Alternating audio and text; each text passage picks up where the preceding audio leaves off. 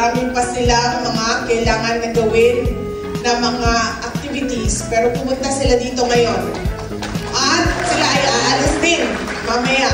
Kaya pinapakita nila sa inyo kung gaano kahalaga yung pagtitipon ngayong hapon na ito. Sino ang alis mamaya? Yan. Sino ang